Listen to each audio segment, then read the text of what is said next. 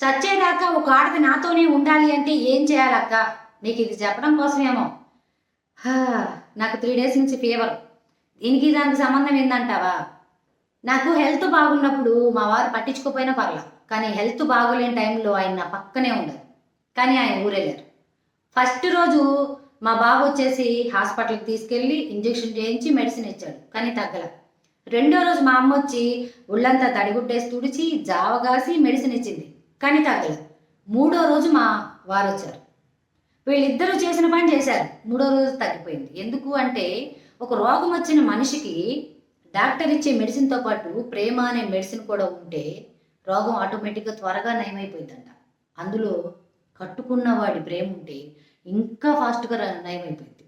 ఒక ఆడది 100 మందికి సమాధానం చెప్తుంది అంటే దాని వెనకమాల మొగుడనేవాడు కరెక్ట్‌గా ఉన్నాడు అని అర్థం.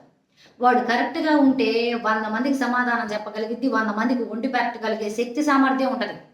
అదే వాడు కరెక్ట్‌గా లేకపోతే ఏమైద్దంటే 2 అడుగులు వేసినా సరే ఏమి ఏది అంటే చేతకాని దానిలాగా అయిపోయిద్దనమాట. ఏదో కోల్పోయిన దానిలాగా అయిపోతది. అట్లా ఉంటది. ఆడవాళ్ళ పరిస్థితులు కొంతమంది అర్థం చేసుకోలేరు. కొంతమంది అర్థం చేసుకోగలుగుతారు. కొంతమంది అర్థం చేసుకున్నట్టుంటారు, చేసుకోలేరనమాట. అట్లా. ఇప్పుడు నాకు హెల్త్ బాగోలేని టైంలో మా ఆయన తల ఒళ్ళో పెట్టుకొని పడుకున్నాను. మా అమ్మాయి ఫోటో తెస్తుంది. ఇదేదో బాగుంది. ఆయన నాకు బాగోలేని టైంలో ఏమేం చేస్తాడు అనేది ఒక వీడియో చేసి పెట్టాలి, చూపించాలి. ఇది చూసి వాళ్ళ భార్యకి భర్త అనేవాడు చేస్తే ఆ కాపురం బాగుంటుంది అని చెప్పేసి చిన్న ఆలోచనతో ఈ వీడియో తీశానన్నమాట. ఒకసారి ఈ వీడియో చూడండి. ఎంతటి వారినైనా లొంగదీసే శక్తి ఒక ప్రేమకు మాత్రమే ఉంటుంది. ఆ ప్రేమ విషయంలో నువ్వెంచుకున్న పర్సన్ కరెక్ట్ పర్సన్ అయితే తను తిట్టినా కొట్టినా అడ్జస్ట్ అయిపోగలవు. ఎందుకు అంటే తను కరెక్ట్ పర్సన్ కాబట్టి, తనతో నీ జీవితం బాగుంటుంది కాబట్టి. చాలామంది ఆకర్షణకు లోనయ్యి ఎదుటివారి మనస్తత్వం తెలుసుకోకుండా మన జీవితంలోకి ఆహ్వానించడం వల్ల వాళ్ళు మనతో అడ్జస్ట్ అవ్వలేక మనల్ని వదిలి వెళ్ళిపోతారు. అప్పుడు నువ్వు ఒంటరివాడిపోతావు. చివరిదాకా నాకు తోడుండాలి అని నువ్వెలా అనుకుంటావో ఆడపిల్ల కూడా అంతే అనుకుంటుంది. కాకపోతే ఆడపిల్ల పెళ్లి కాకముందు ఎన్నో ఆశలు, కలలు, కోరికలు ఉంటాయి.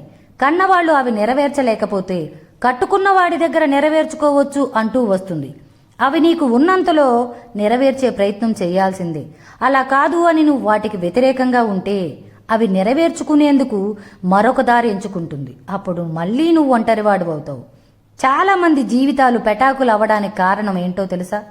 మన స్థాయిని బట్టి, మన స్తోమతను బట్టి, మన మనస్తత్వానికి తగ్గట్టుగా భాగస్వామిని ఎంచుకోలేకపోవడం.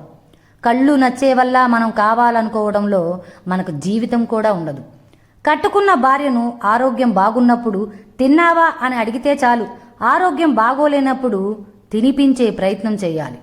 నా ఆరోగ్యం బాగున్నప్పుడు కంటే బాగోలేనప్పుడు మా వారు నాపై చూపించే ప్రేమ నా జీవితానికి చాలా గొప్పగా అనిపిస్తుంది.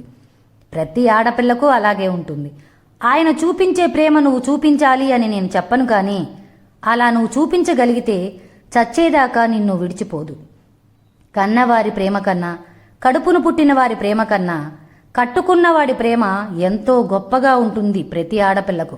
ఇది ఎంతమందికి అర్థమవుతుందో నాకు తెలియదు, కానీ అర్థమైన వారి జీవితం మాత్రం చాలా గొప్పగా ఉంటుంది అని చెప్పగలను.